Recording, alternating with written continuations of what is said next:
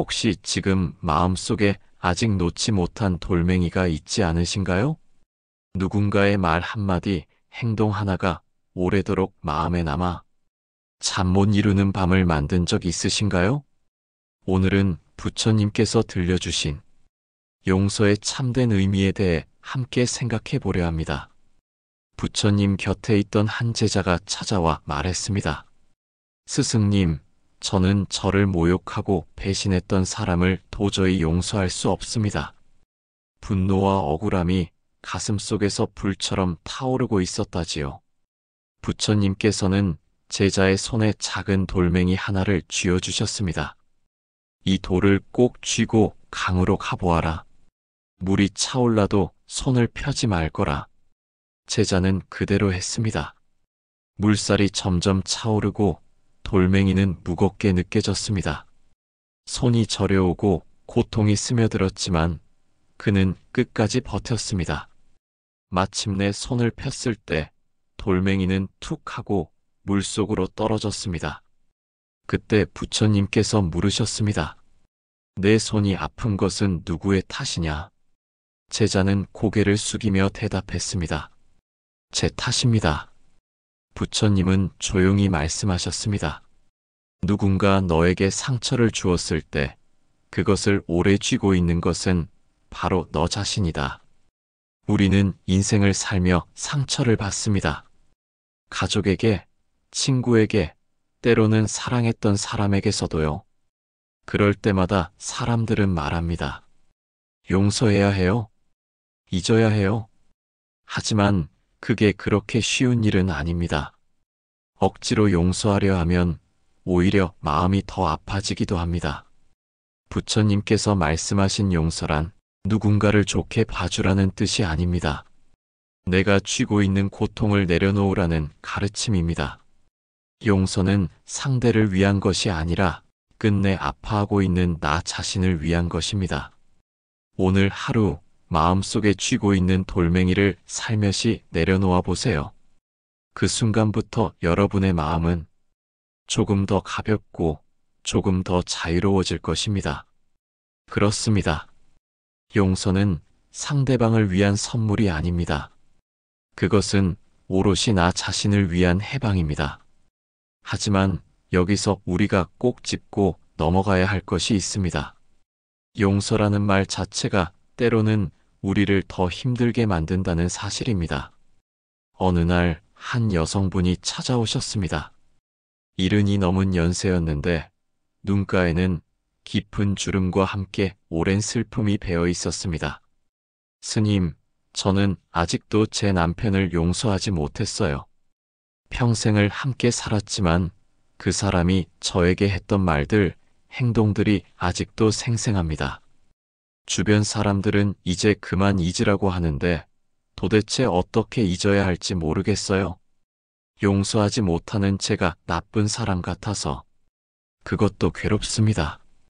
저는 그분께 조용히 물었습니다. 보살님, 왜 용서해야 한다고 생각하십니까? 그분은 잠시 멈칫하셨습니다. 그게 용서해야 마음이 편해진다고들 하잖아요. 그렇다면 지금 용서하려고 애쓰는데 마음이 편하십니까? 그분은 고개를 저으셨습니다. 아니요. 오히려 더 답답합니다. 바로 이것입니다. 우리는 용서라는 단어에 갇혀서 정작 해야 할 일을 놓치고 있습니다. 부처님께서는 이렇게 말씀하셨습니다. 분노는 뜨거운 석탄을 쥐고 남에게 던지려는 것과 같다. 결국 먼저 되는 것은 그것을 쥔 자기 자신이다. 여기서 중요한 것은 용서하라가 아닙니다. 쥔 것을 놓아라입니다. 그 차이를 아십니까? 용서하려고 하면 우리는 계속 상대방을 생각합니다. 저 사람을 용서해야 해. 저 사람도 나름 이유가 있었을 거야. 이렇게 상대방을 이해하려 애쓰면서 스스로를 설득하려 합니다. 하지만 솔직히 말씀드리겠습니다. 어떤 상처는 이해될 수 없습니다. 어떤 아픔은 정당화될 수 없습니다. 자식에게 평생 무시당하고 살아온 부모님, 배우자에게 존중받지 못하고 도구처럼 살아온 세월, 형제자매에게 외면당하고 홀로 감당해야 했던 무게, 이런 것들을 어떻게 이해하고 용서하라고 강요할 수 있겠습니까? 그래서 저는 말씀드립니다. 억지로 용서하지 마십시오. 대신 이렇게 하십시오. 첫째, 내 고통을 인정하십시오. 나는 아팠다. 나는 상처받았다. 이것을 있는 그대로 받아들이는 것입니다. 우리는 나이가 들수록 감정을 숨기는데 익숙해집니다. 별일 아니야. 다 지나간 일인데. 하지만 마음속 깊은 곳에서는 여전히 울고 있습니다. 그 아픔을 인정해 주세요. 그래, 나는 그때 정말 힘들었어. 많이 아팠어. 둘째, 상대방과 내 고통을 분리하십시오. 이것이 가장 중요합니다. 상대방이 나를 상처 주었던 것은 사실입니다. 하지만 지금 이 순간 내가 아픈 것은 그 사람 때문이 아닙니다. 내가 그 기억을 계속 붙잡고 있기 때문입니다. 한 노수님께서 이런 말씀을 하셨습니다. 누군가 너에게 화살을 쏘아 맞췄다면 그것은 그 사람의 업이다. 하지만 내가 그 화살을 뽑지 않고 계속 쥐고 있다면 그것은 내 업이다. 이 말씀이 처음엔 잔인하게 들릴 수 있습니다. 하지만 사실 이것이야말로 가장 큰 자유를 주는 가르침입니다. 왜냐하면 이것은 곧 이런 뜻이기 때문입니다. 이제 내 고통은 내가 선택할 수 있다. 셋째, 상대방의 변화를 기다리지 마십시오. 우리는 종종 이런 환상을 갖습니다. 언젠가 저 사람이 잘못을 깨닫고 사과하면 그때는 내가 편해질 거야. 한 할머니께서 이런 말씀을 하신 적이 있습니다. 제 아들이 한 번만이라도 엄마 미안해 하고 말해주면 그럼 제가 이 세상을 편하게 떠날 수 있을 것 같아요. 그런데 말입니다. 그 아들은 끝내 그 말을 하지 않을 수도 있습니다. 아니, 대부분은 하지 않습니다. 왜냐하면 상처를 준 사람들은 대부분 자신이 상처를 줬다는 것조차 모르기 때문입니다. 혹은 알더라도 인정하고 싶지 않기 때문입니다. 그렇다면 우리는 죽을 때까지 그 사람이 변하기를 기다리며 살아야 합니까? 아닙니다. 우리의 평화는 상대방의 사과에 달려있지 않습니다.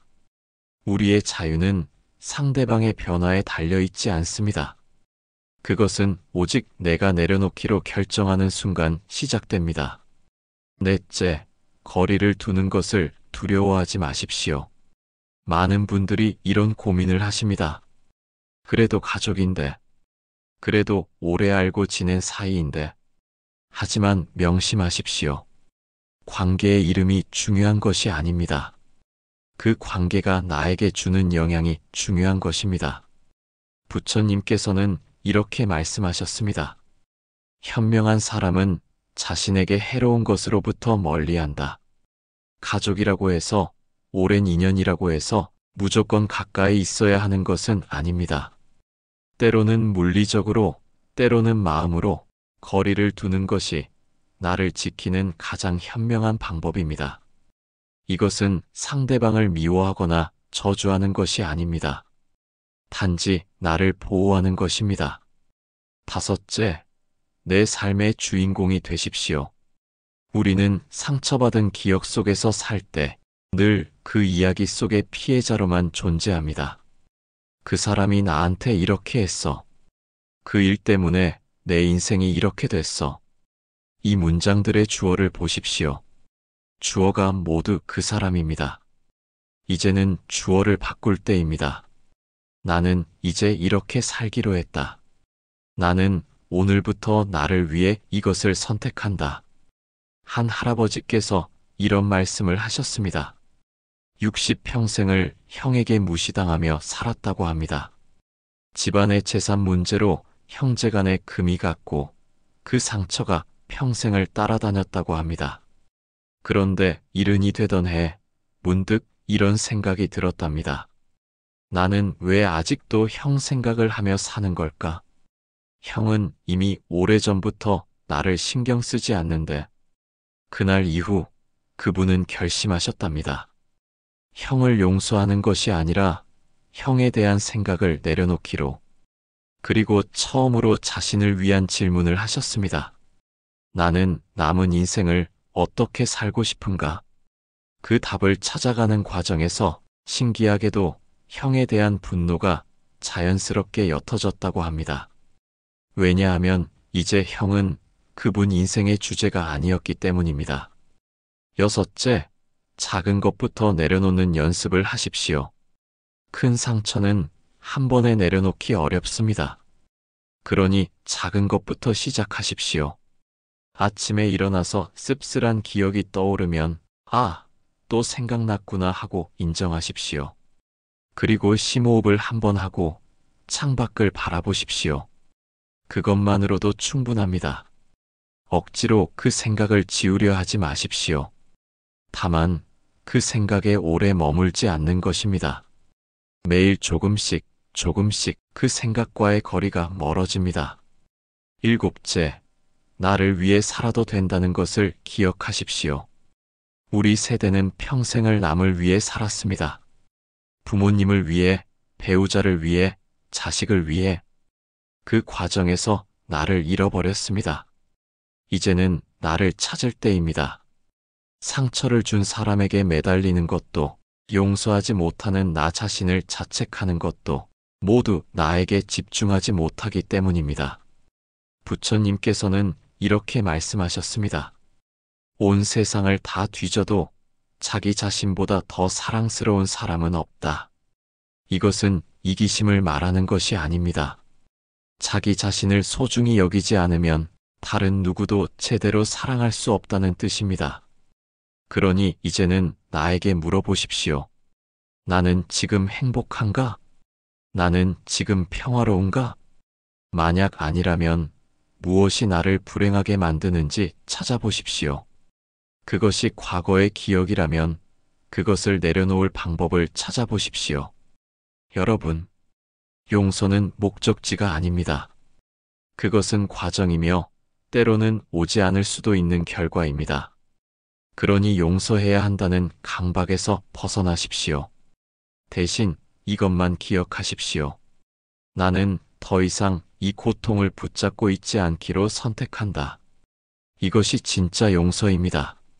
상대방을 위한 것이 아닌 나를 위한 선택입니다. 오늘 하루 마음속 무거운 짐을 하나씩 내려놓아 보십시오. 이제 그만. 이 세 글자면 충분합니다. 그리고 창밖을 보십시오. 세상은 여전히 아름답습니다. 남은 인생은 여전히 가능성으로 가득합니다. 여러분은 자유로워질 자격이 있습니다. 자유로워질 자격. 이 말이 여러분의 가슴에 와닿기를 바랍니다. 어떤 분들은 이렇게 말씀하실지도 모릅니다. 스님, 말은 쉽지만 실천이 어렵습니다. 저는 이미 너무 오래 이 감정과 함께 살아왔어요. 맞습니다. 쉽지 않습니다. 하지만 불가능하지도 않습니다. 제가 아는 한 분의 이야기를 들려드리겠습니다. 80평생을 사신 한 할머니가 계셨습니다. 평생 동안 남편에게 제대로 된 사랑을 받아본 적이 없다고 하셨습니다. 결혼 생활 내내 무시와 폭언 속에서 살았고 자식들마저 아버지 편만 들었다고 합니다. 남편이 세상을 떠난 지 10년이 지났는데도 그 할머니는 여전히 분노와 원망 속에 살고 계셨습니다. 죽어서도 용서 못해. 이것이 그분의 입버릇이었습니다. 그런데 어느 날 그 할머니께서 병원에 입원하셨습니다. 큰 병은 아니었지만 며칠간 병실에 누워 계셔야 했습니다. 병실 옆 침대에는 25살 젊은 여성이 있었습니다. 사고로 다쳤는데 가족들이 매일 찾아와서 돌봐주었습니다. 할머니는 그 모습을 보며 생각하셨다고 합니다. 저 아이는 아직 인생이 많이 남았는데, 나는 이제 얼마 남지 않았는데. 그날 밤 할머니는 처음으로 이런 질문을 스스로에게 하셨습니다. 나는 남은 시간을 이렇게 보내고 싶은가? 그 질문이 모든 것을 바꿨습니다. 퇴원하신 후 할머니는 작은 변화를 시작하셨습니다. 매일 아침 산책을 나가셨고 동네 경로당에도 나가기 시작하셨습니다. 오래전 좋아했던 노래를 다시 부르기 시작하셨고 손주들에게 전화도 더 자주 하셨습니다. 신기한 것은 그 과정에서 남편에 대한 생각이 점점 줄어들었다는 것입니다. 용서했냐고요? 그분은 이렇게 말씀하셨습니다. 용서는 아직도 모르겠어요. 하지만 이제는 그 사람 생각을 안 해도 되더라고요. 이것이 바로 핵심입니다. 우리는 용서라는 거창한 목표를 세우는 대신 그저 그 사람을 덜 생각하기를 목표로 삼아야 합니다. 그러면 자연스럽게 내 삶에 공간이 생깁니다. 그 공간을 나를 위해 채우는 것입니다. 부처님께서는 이런 비유를 드셨습니다. 마음은 정원과 같다. 잡초를 뽑는 데만 집중하면 평생 잡초만 보게 된다. 하지만 꽃을 심기 시작하면 어느새 잡초가 설 자리가 없어진다. 여러분의 마음 정원에 무엇을 심으시겠습니까? 과거의 분노라는 잡초를 뽑는 데만 매달리시겠습니까? 아니면 오늘의 작은 기쁨이라는 꽃을 심기 시작하시겠습니까? 제가 또 한 분을 소개해 드리겠습니다. 70대 중반의 한 할아버지셨습니다. 평생 동안 형제들에게 배신당했다고 느끼며 사셨습니다. 재산 다툼, 부모님 봉양 문제, 온갖 일로 형제 간의 담이 쌓였습니다. 그 할아버지는 매일 그 이야기를 하셨습니다. 누구를 만나든 과거의 그 일들을 반복해서 말씀하셨습니다. 그런데 어느 날 손자가 이렇게 물었다고 합니다. 할아버지, 그 일이 몇 년 전이에요? 한 30년쯤 됐다. 그럼 할아버지는 30년 동안 똑같은 이야기만 하신 거예요? 그 질문에 할아버지는 충격을 받으셨다고 합니다. 내가 30년을 같은 자리에 머물러 있었구나. 그날부터 할아버지는 달라지셨습니다. 형제들 이야기가 입에서 나오려 하면 의식적으로 다른 주제로 바꾸셨습니다. 처음에는 너무 어색했다고 합니다. 평생 동안 그 이야기가 자신의 정체성이었으니까요. 하지만 시간이 지나면서 놀라운 일이 일어났습니다. 다른 이야기를 하기 시작하니 새로운 추억이 생기기 시작했습니다. 손주들과의 시간, 친구들과의 만남, 작은 일상의 즐거움들. 그분은 이렇게 말씀하셨습니다. 내가 형제들을 용서한 건지는 모르겠어요. 하지만 이제는 그들이 내 인생의 전부가 아니라는 걸 알게 됐어요. 바로 이것입니다. 상처를 준 사람이 우리 인생의 전부가 되어서는 안 됩니다. 그들은 우리 인생이라는 긴 이야기 속의 한 장, 아니 한 문단일 뿐입니다. 우리는 아직도 쓸 수 있는 많은 페이지를 가지고 있습니다. 그런데 많은 분들이 이런 두려움을 가지고 계십니다. 내가 이 분노를 놓아버리면 그 사람의 잘못이 정당화되는 것 아닌가요? 아닙니다. 절대 그렇지 않습니다.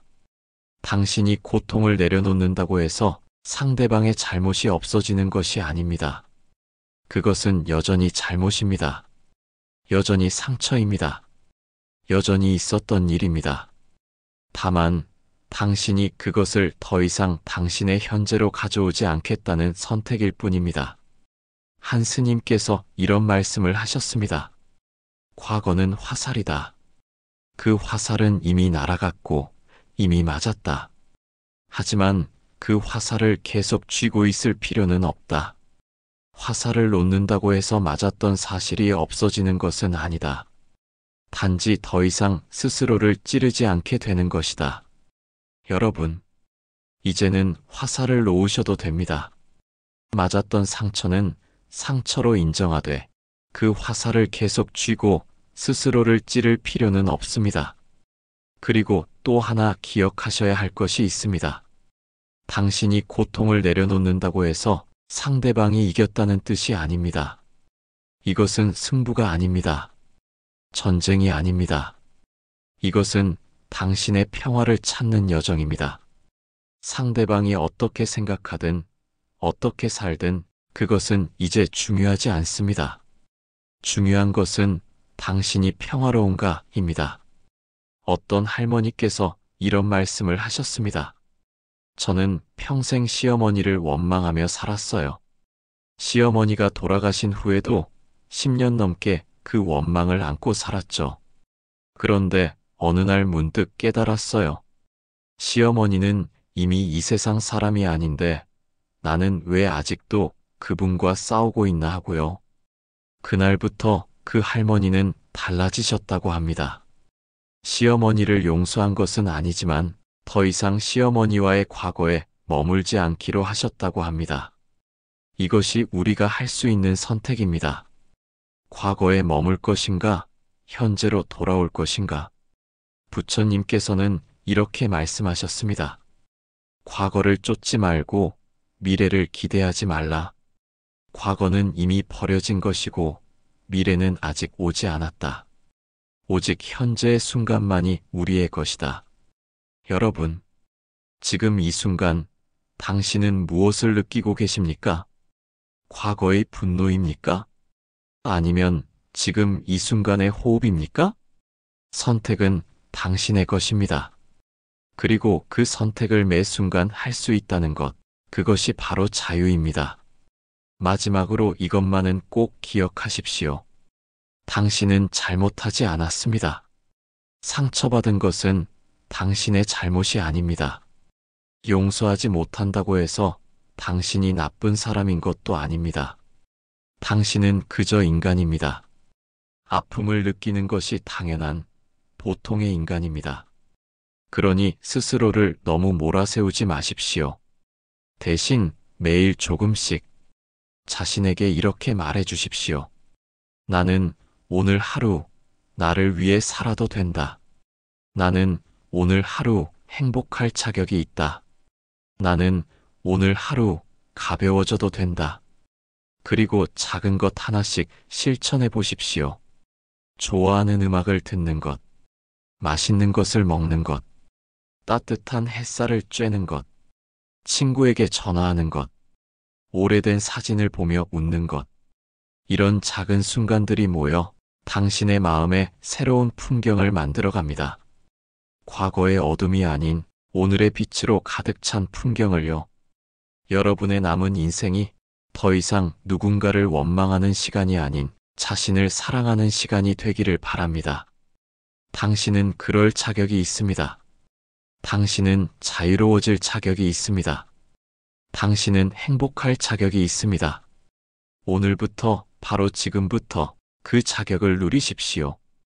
그 자격을 누리는 것. 이것이 바로 당신이 지금 해야 할 일입니다.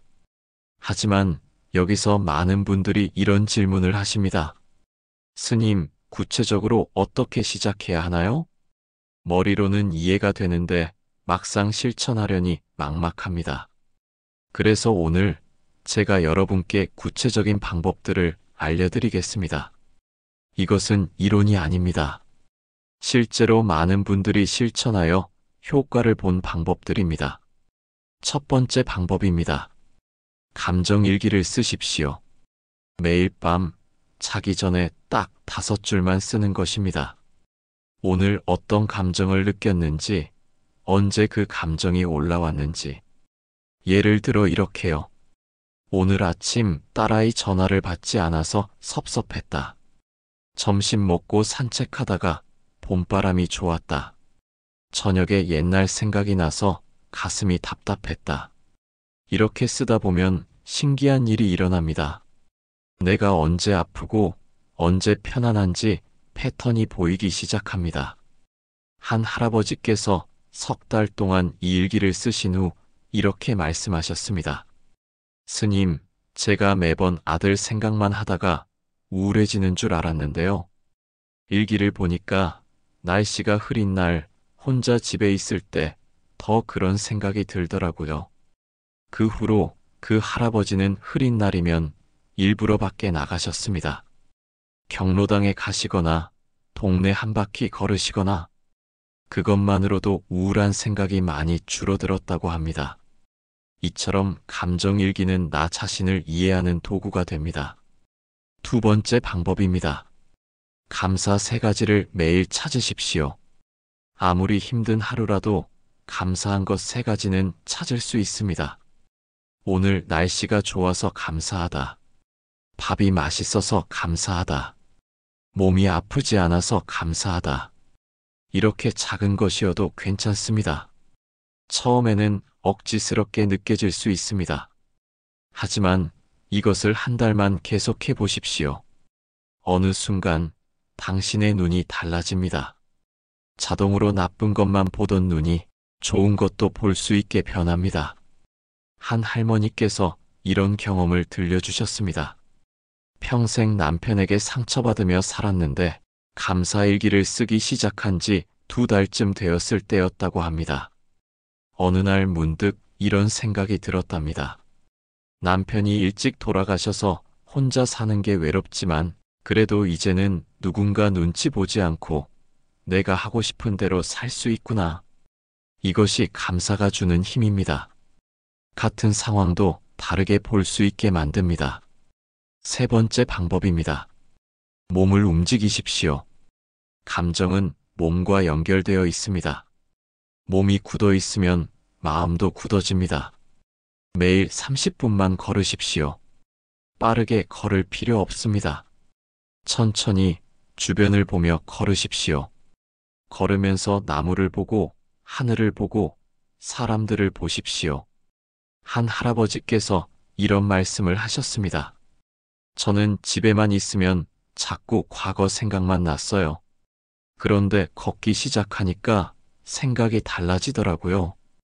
발을 옮기는 것에 집중하다 보면 복잡한 생각이 줄어들어요. 부처님께서도 걷기 명상을 강조하셨습니다. 한 발 한 발 내딛는 그 순간에만 집중하는 것. 그것만으로도 큰 치유가 됩니다. 4번째 방법입니다. 과거 이야기를 덜 하십시오. 이것이 가장 어렵지만 가장 중요합니다. 우리는 같은 이야기를 반복하면서 그 상처를 더 깊게 만듭니다. 이야기할 때마다 그 상황을 다시 겪게 되니까요.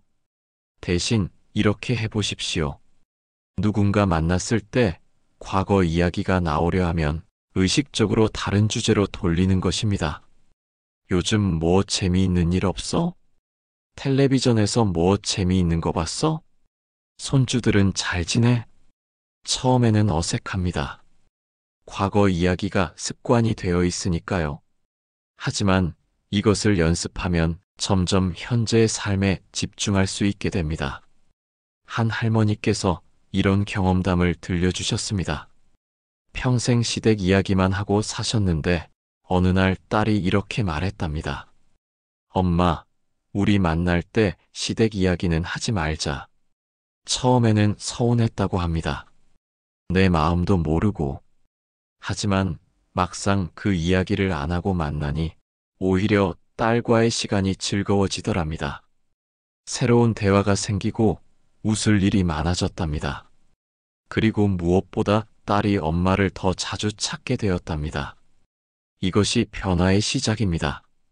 5번째 방법입니다. 새로운 것을 시작하십시오. 나이가 들었다고 새로운 것을 배우지 못하는 법은 없습니다. 작은 것이어도 좋습니다. 노래 교실에 다니는 것, 그림을 그리는 것, 글씨 연습을 하는 것, 스마트폰 사용법을 배우는 것. 새로운 것을 배우면 뇌가 활성화됩니다. 그리고 무엇보다 과거에 집중할 시간이 줄어듭니다. 한 할아버지께서 75세 서예를 시작하셨습니다. 처음에는 손이 떨려서 글씨가 삐뚤빼뚤했답니다. 하지만 1년을 꾸준히 하시니 제법 봐줄만해졌답니다. 그분이 이런 말씀을 하셨습니다. 붓을 잡고 있으면 다른 생각이 안 나요? 오직 이 한 획에만 집중하게 되거든요. 그게 참 평화로워요. 6번째 방법입니다. 비슷한 처지의 사람들과 이야기하십시오. 혼자 끙끙 앓는 것보다 비슷한 경험을 한 사람들과 나누는 것이 훨씬 도움이 됩니다. 경로당이든 종교 모임이든 어디든 좋습니다. 사람들을 만나십시오. 그리고 이야기를 나누다 보면 알게 됩니다. 아, 나만 힘든 게 아니구나. 저 사람도 비슷한 아픔을 겪었구나. 한 할머니께서 이런 말씀을 하셨습니다. 저는 평생 제가 제일 불쌍한 줄 알았어요. 그런데 경로당에 나가서 다른 할머니들 이야기를 들어보니 다들 각자의 사연이 있더라고요. 어떤 분은 저보다 더 힘든 일을 겪으셨는데도 밝게 사시더라고요. 그 모습을 보면서 나도 할 수 있겠다 싶었어요. 7번째 방법입니다. 작은 목표를 세우십시오. 거창할 필요 없습니다. 이번 달에는 손주들 사진을 앨범으로 만들어 보자. 다음 주에는 오래된 친구에게 전화해 보자. 오늘은 베란다 화분에 물을 주자. 이런 작은 목표들을 하나씩 이루다 보면 성취감이 생깁니다. 그리고 그 성취감이 쌓이면 나는 아직도 뭔가 할 수 있는 사람이구나 하는 자신감이 생깁니다. 한 할아버지께서 이런 경험을 들려주셨습니다. 평생 무기력하게 사셨는데 어느 날 작은 목표를 세우셨답니다. 한 달 동안 매일 산책하기. 처음 일주일은 힘들었답니다. 하지만 2주일째부터는 몸이 가벼워지는 게 느껴졌답니다. 한 달을 채우고 나니 뿌듯함이 밀려왔답니다. 70평생 살면서 내가 뭔가 해냈다는 느낌을 이렇게 받아본 게 처음이에요. 8번째 방법입니다. 자신에게 다정하게 말하십시오. 우리는 자신에게 너무 가혹합니다. 나는 왜 이 모양이야? 쓸모없는 인간. 용서도 못하는 못난 사람. 이런 말들을 스스로에게 하지 마십시오. 대신 이렇게 말해 보십시오. 나는 잘하고 있어. 나는 충분히 노력했어. 나는 사랑받을 자격이 있어. 거울을 보면서 자신에게 말해 보십시오. 처음에는 우스꽝스럽게 느껴질 수 있습니다. 하지만 계속하다 보면 정말로 그렇게 믿게 됩니다. 한 할머니께서 이런 말씀을 하셨습니다. 처음에는 거울 보면서 사랑해야 하는 게 너무 민망했어요.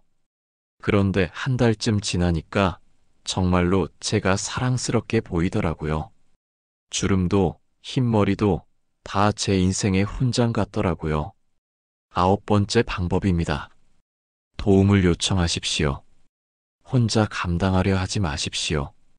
너무 힘들면 전문가의 도움을 받는 것도 좋습니다. 상담사나 종교 지도자나 믿을 만한 친구나 누구든 좋습니다. 자신의 이야기를 들어줄 사람이 필요합니다. 한 할아버지께서 이런 말씀을 하셨습니다.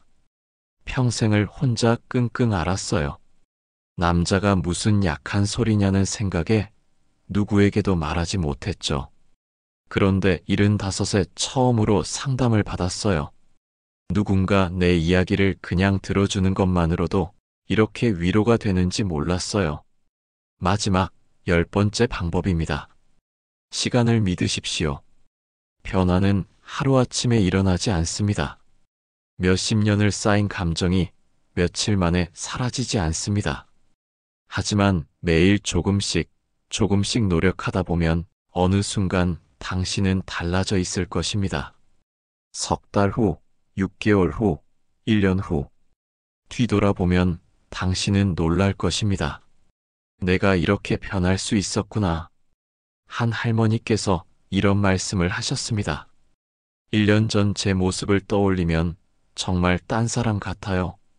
그때는 매일 울고 원망하고 그렇게 살았거든요. 지금도 가끔 그 생각이 나긴 해요. 하지만 예전처럼 하루 종일 붙잡고 있지는 않아요. 그냥 또 생각났네 하고 흘려보내요. 그게 가능해진 게 신기해요. 여러분, 이 모든 방법들의 핵심은 하나입니다. 나에게 집중하기. 상처 준 사람이 아니라 나에게, 과거가 아니라 현재에, 분노가 아니라 평화에. 그리고 기억하십시오. 완벽할 필요는 없습니다. 어떤 날은 잘 될 것이고, 어떤 날은 힘들 것입니다. 어떤 날은 과거가 다시 밀려올 것입니다. 그래도 괜찮습니다. 그것이 인간입니다. 중요한 것은 포기하지 않는 것입니다. 다시 일어서는 것입니다. 부처님께서 말씀하셨습니다. 넘어지는 것이 문제가 아니다. 넘어진 채로 누워있는 것이 문제다. 여러분은 이미 충분히 오래 누워 계셨습니다. 이제는 일어날 때입니다. 천천히 한 걸음씩 주변의 손을 잡고 당신만의 속도로 일어서십시오. 그리고 걸어가십시오. 당신의 남은 인생을 향해, 당신의 평화를 향해, 당신의 자유를 향해 그 길 위에서 당신은 발견하게 될 것입니다. 인생은 아직 끝나지 않았다는 것을, 아직도 아름다운 순간들이 남아있다는 것을, 그리고 가장 중요한 것, 당신은 충분히 사랑받을 자격이 있는 사람이라는 것을 오늘부터 시작하십시오. 지금 이 순간부터 오늘 부처님의 말씀처럼 그 돌을 천천히 내려놓아 보세요. 용서는 상대를 위한 일이 아니라 이제 더 이상 아파하고 싶지 않은 나 자신을 위한 자비입니다. 손을 펴는 순간 물은 그 돌을 데려가고 당신의 마음은 조금 더 가벼워질 것입니다.